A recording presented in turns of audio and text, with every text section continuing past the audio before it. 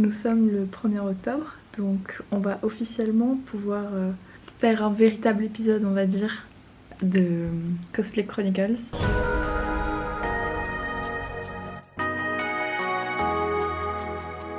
Et ce mois-ci va être particulièrement chargé, il va se passer, je pense, énormément de choses. Là, cette première semaine, le but ce serait d'avancer la robe de mariée de mon amie, parce que on a des essayages dans 2 semaines. Normalement, si le temps est avec nous, j'ai un shooting photo de prévu. Et pour la suite, je vais avoir beaucoup de travail sur Impa à faire. On va jongler pendant le mois d'octobre entre tout ça. Bienvenue dans ce nouvel épisode. Et puis, bah, comme on dit, c'est parti, on va voir ce qu'on arrive à faire parmi cette belle liste. Je pense là, le véritable souci, c'est de plus se souvenir où est-ce qu'on en est et d'avoir des bouts de tissu un petit peu partout. Ah si.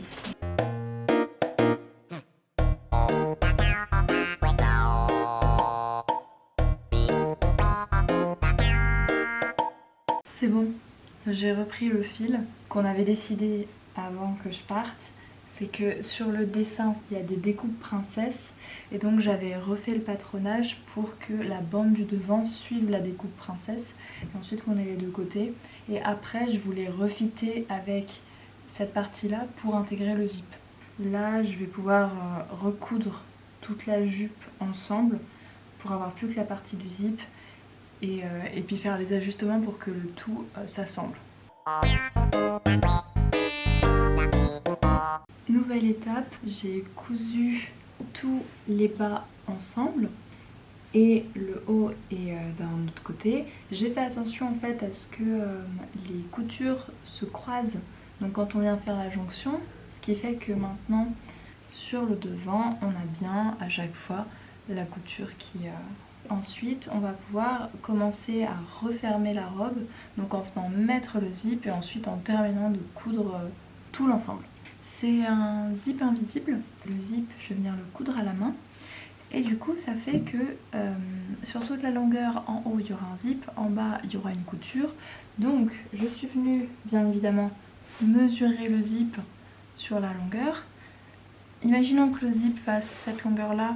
J'ai décidé du coup que je vais faire une couture à la main du zip de cette longueur-là, pour faire en sorte qu'il y ait une partie qui soit sur le zip pour éviter des trous ou autres dans toute la couture du bas de la jupe. Et ensuite, du coup, de cette marque jusqu'en bas, je vais venir coudre à la machine. Donc je commence par la couture à la machine et ensuite je viendrai coudre le zip à la main. Hier, j'ai continué de coudre la robe et j'ai fixé le zip en fait qui est sur le côté, donc juste ici. J'ai tout cousu à la main et après, tu sais, c'est après que tu réfléchis, et le zip s'arrête au niveau de la manchure. Et je pense que c'était une petite erreur stratégique que de le faire arrêter ici. Vous voyez sur la manche, au lieu de le faire arrêter par là ou un tout petit peu en dessous, laisser, je pense, comme quelque chose comme 5-6 cm et faire commencer le zip à partir des 5-6 cm. Mais là, je l'ai commencé beaucoup trop tôt, ce qui fait que ça va pas forcément être très confortable. Je vais laisser mariner ça de côté, je vais commencer le patronage des manches et on va voir s'il y a besoin de changer l'emplacement du zip ou pas.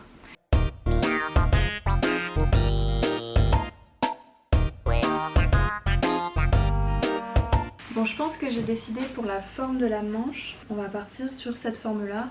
Et à chaque fois, en fait, de loin vous voyez peut-être pas, mais il y a le patronage de base de la manche et ensuite les modifications qu'il faut faire pour arriver jusqu'à ça. Pour construire le patronage, le but c'est de commencer par faire un patron de base avec donc là le devant et là l'arrière de la manche.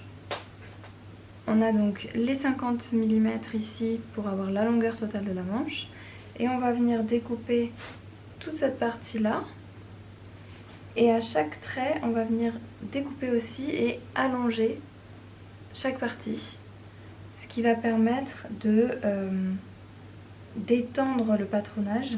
Ici du coup on va pouvoir créer des fronces et ici aussi à la manche on va pouvoir créer des fronces. Nous sommes le 8 octobre et on va commencer une nouvelle semaine de couture parce que lundi j'ai rien fait. En gros à la fin de la semaine j'ai un essayage de robe de mariée avec mon ami. Du coup début de la semaine on termine de préparer la robe.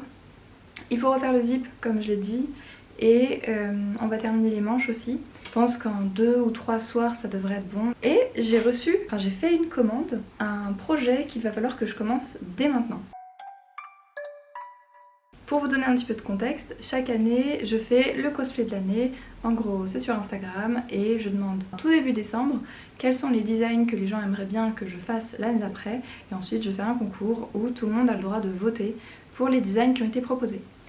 À chaque fois c'est trop cool parce que ça permet de voir un petit peu ce que les gens aimeraient que je fasse et puis de comparer avec moi mes envies. Et en général on est alignés. Et cette année le personnage qui a été proposé et voté c'est la petite sirène de Sakizu. Donc c'est une robe toute blanche avec énormément de perles et je trouve que les perles ça coûte un peu cher. Après je sais pas si ma méthode est la moins chère du monde mais je me suis dit pourquoi pas faire les perles en résine.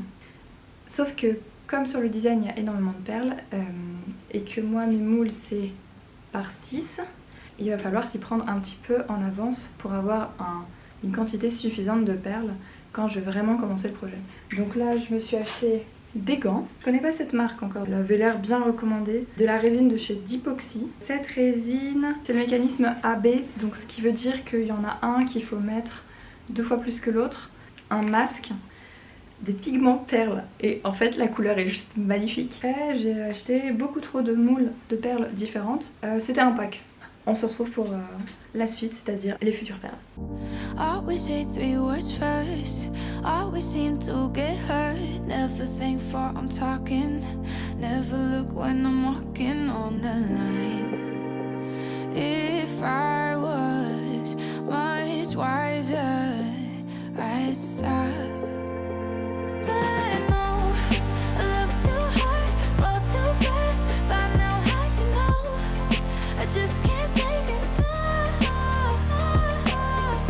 J'ai fait une petite analyse du design de la petite sirène de Sakizu et j'ai regardé quels étaient les types de perles dont je vais avoir besoin. J'ai acheté plus de moules que nécessaire et j'en ai acheté dans des formes dont je n'ai pas du tout besoin parce que c'était un lot. Donc j'ai testé absolument tous les moules et là j'ai fait la sélection de mes perles finales.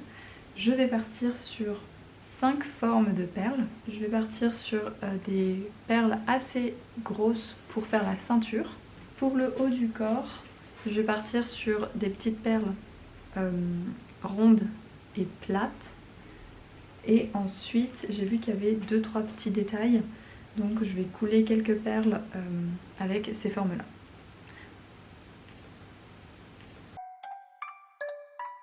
J'ai enfin décidé ce que j'allais faire pour le zip. Le but ça va être de venir faire glisser la fermeture éclair un peu plus bas et coudre le haut, ce qui fait que le zip va se fondre dans la couture de la robe. Et puis après je pourrai officiellement commencer les manches. Donc on passe à la suite. Now I can't get you out of my mind. Your tears, your touch, your lips, your love, your laugh, your songs, your stories. Your heart, your arms, your lips, your laugh, your love, your songs, your stories. Our tears, our prayers, our laugh, our love, our smiles, our songs, our stories. Petit update, il est 22h26, on est vendredi, j'ai officiellement terminé la base de la robe qui va servir pour l'essayage de demain matin. Si elle valide la base de la robe, on commence le travail au niveau des broderies et le positionnement sur le haut et sur le bas de la robe. J'ai vraiment hâte d'être à ce moment-là parce que déjà j'ai hâte de voir sa réaction dans la robe parce qu'elle est enfin construite. Elle commençait je pense à se projeter mais c'est toujours un peu compliqué. Là je trouve qu'on va vraiment avoir un produit pas fini complètement mais une bonne base pour se projeter. Donc nous sommes maintenant le 14 octobre donc l'essayage de la robe de mariée s'est très bien passé. Mon amie est venue, elle a essayé la robe de mariée, elle l'a trouvée bien, elle a aimé la forme et là on a commencé à travailler sur où est-ce qu'on allait mettre les broderies. Donc il y a 3 propositions de design, elle a le droit aussi de trouver une autre idée après coup. Donc là elle repart avec toutes les idées, toutes les photos dans son coin et ce qui veut dire que pour le mois d'octobre on a terminé avec la robe de mariée. Normalement si la météo le permet, je devrais avoir un shooting photo avec Ginger Cosplay. Donc je vais terminer de travailler le shooting parce qu'on a fait une bonne trame de ce qu'on voulait faire, comment est-ce qu'on voulait le mettre en place, etc. On a déjà sélectionné et validé le lieu, donc tout ça c'est bon.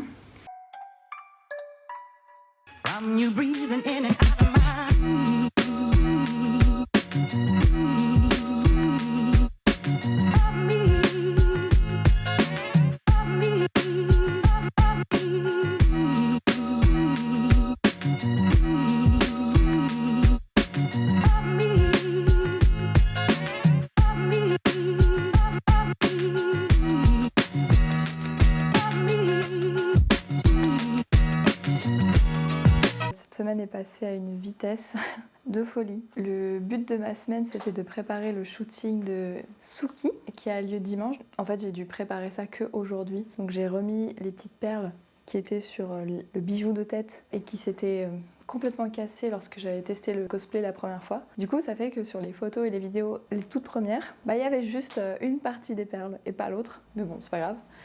Et je trouvais que sur les avant-bras, le tissu en dessous donc, de la robe rendait pas bien, donc j'ai préféré cacher ça avec une autre partie du même tissu que l'avant-bras. Je me suis amusée à faire tout un storyboard pour expliquer comment est-ce que on pouvait faire la vidéo de Suki. Je vous embarque demain avec moi. Ça y est, nous sommes le matin du shooting photo. Donc qu'est-ce qui va se passer aujourd'hui? Dans un premier temps, je vais aller jusqu'à la gare de Melun, où ensuite je vais retrouver le couple Ginger. Le matin, nous allons commencer par faire des photos pour Ginger Cosplay. Et ensuite, on va au restaurant tranquillement. Et l'après-midi, on s'occupe de Suki. C'est pour ça que je suis absolument pas maquillée. J'ai juste fait les tresses pour que ça aille ensuite avec le wig cap. Parce que j'attends ce shooting photo depuis très longtemps parce que Suki, ça fait...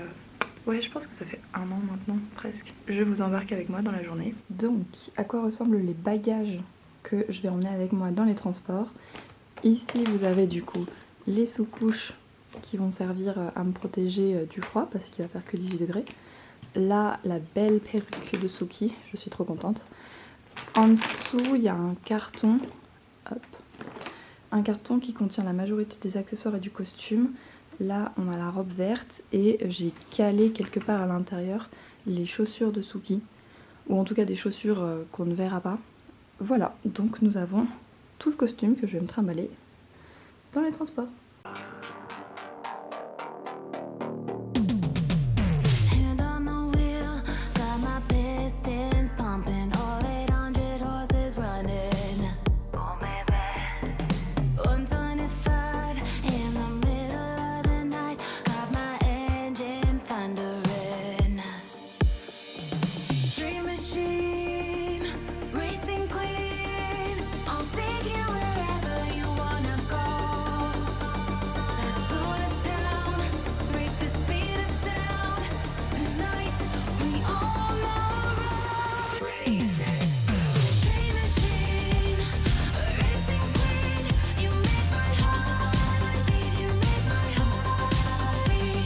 C'est bon, nous sommes lundi, le shooting photo s'est super bien passé. Shooting photo et vidéo d'ailleurs.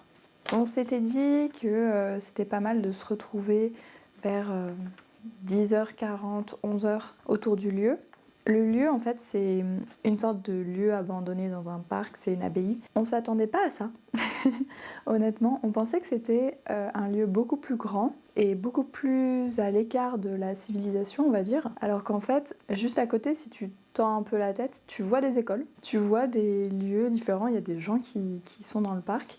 Donc on n'était pas aussi tranquille qu'on le pensait, mais honnêtement, on n'a eu aucun problème. Déjà dimanche matin, il n'y avait personne. Et dimanche après-midi, il y avait du monde, hormis les habituels gens qui sifflent, qui font des remarques, qui klaxonnent, ou des gens qui viennent discuter avec nous. On n'a rien eu d'autre. Concernant les lieux, on avait vu des photos quand c'est fraîchement coupé. Et là, vu qu'on était en octobre, je pense que c'était un peu laissé tel quel pour que ça vive. C'était moins praticable, mais après c'est pas grave parce qu'on a quand même réussi à faire plein de photos et ça donnait un autre charme. C'était pas le charme auquel on avait pensé, mais ça donnait quelque chose. Le vrai truc embêtant, c'est à certains endroits il y avait un petit peu de verre. Donc il fallait faire attention à où est-ce qu'on marchait, quelques déchets et des tags. Donc tu peux pas utiliser la structure, ou en tout cas tu dois faire attention à tes angles photos et vidéos, parce que sinon très rapidement tu tombes dans un des champs. On a pris des magnifiques photos pour vous montrer.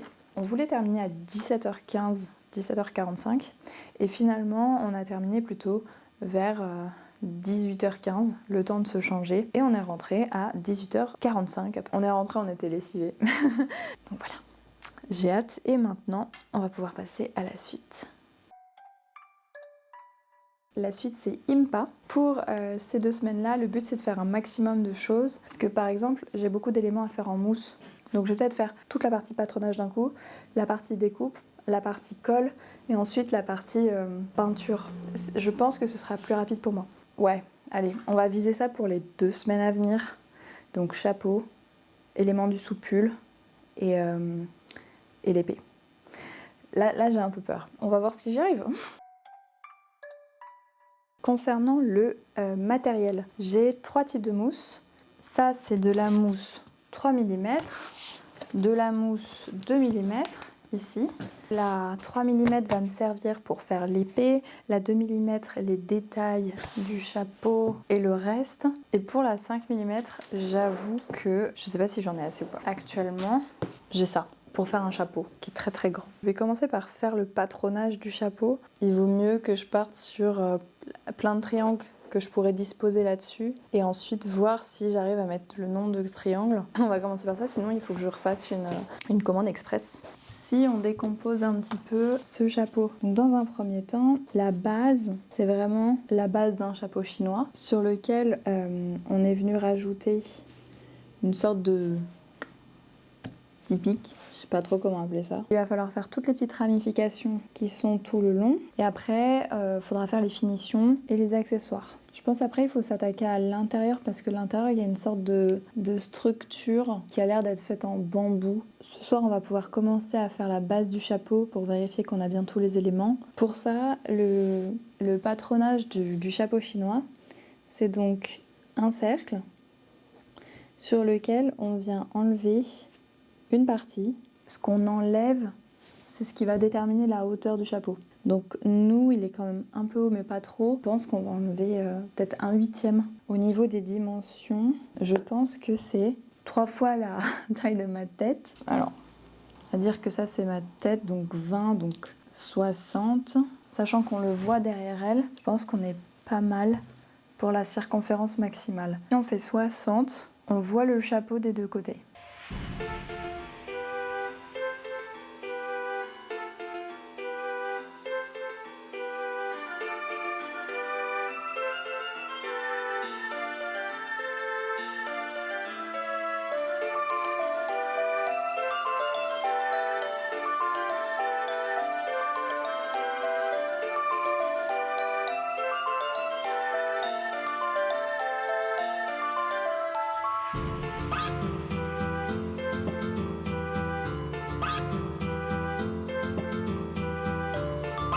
Il est temps d'expliquer où est-ce que j'en suis sur le chapeau.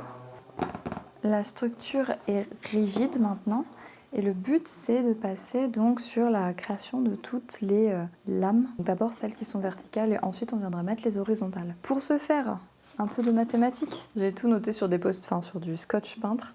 Pour rappel, sur le haut de la structure, ici, il va y avoir quelque chose en plus qui va cacher une partie. Donc j'ai pas besoin de faire en sorte que toutes mes tiges, elles partent de la base jusqu'en haut. J'ai besoin que seulement une partie d'entre elles, grand maximum, que les plus longues tiges partent du bas ici jusqu'à le haut de l'arc de cercle. Donc celui qu'on voit ici. J'ai décidé d'avoir une sécurité, donc j'ai fait un cercle plus petit. Ce qui fait que de là à là, nous avons 20 26,5 cm qu'il va falloir couvrir avec donc des tiges. Bien évidemment, la circonférence du chapeau est plus grande que celle du petit cercle, ce qui fait que je vais répartir une partie des tiges qui ira jusqu'à cette étape-là. Les autres tiges viendront combler les trous. Je me suis dit que le maximum ici, c'est que les tiges allaient faire 5 mm, donc plein de petites tiges à 5 mm, et que là ici, pour que ce soit beau mais sans être grossier, ce serait du 1,5 cm.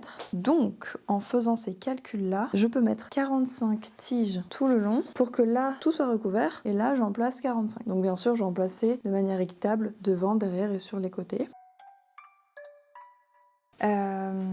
Vu qu'on est sur des détails assez fins, je suis partie sur de la mousse 2 mm, ce qui fait que les tiges ressemblent vraiment à ça. Et comme je les veux de manière égale et que j'ai de la chance, j'ai une Cricut, je me suis amusée à faire le dessin de la tige pour le reporter dans la Cricut, pour demander à la Cricut de faire ça x 45. Là on voit qu'il y a une pré-découpe de la Cricut. Je peux prendre n'importe quel morceau de mousse, plutôt à sa base la plus solide, donc ici. Là vous voyez qu'il y a déjà une partie, et donc ensuite je vais venir pouvoir gentiment détacher comme ça. Et après, du coup, j'ai plus qu'à faire tout le tour. Pour ces réglages-là, ça marche avec le réglage de la mousse EVA, mais je trouve que c'est pas forcément le meilleur réglage. Alors que pour celle-ci, j'ai utilisé le réglage foil holographique, ce qui fait que la lame passe d'elle-même 2 fois sur chaque forme, donc c'est plus long. Par contre, la pression appliquée est supérieure, et maintenant, il n'y a plus qu'à tout détacher et commencer à tout coller.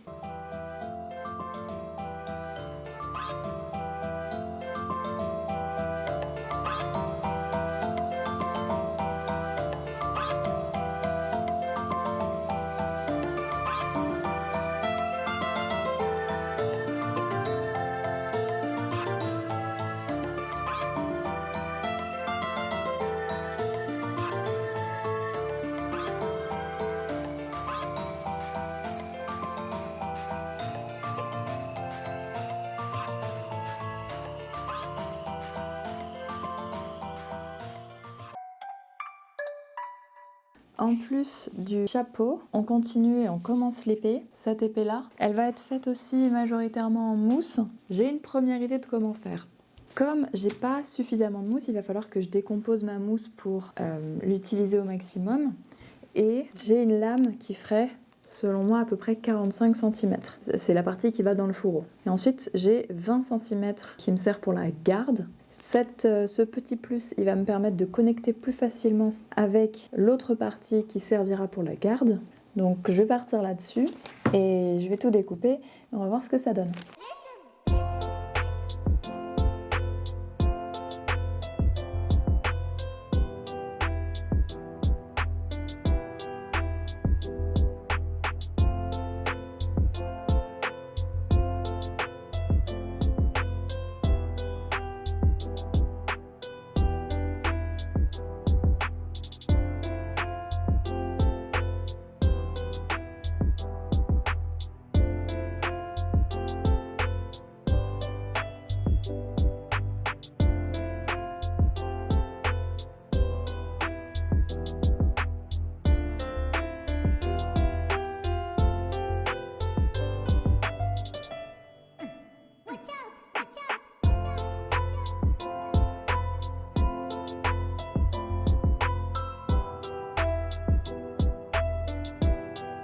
Nous sommes le 1er novembre, ce qui veut dire que le mois d'octobre est terminé et je suis plutôt contente de tout ce qu'on a réussi à faire.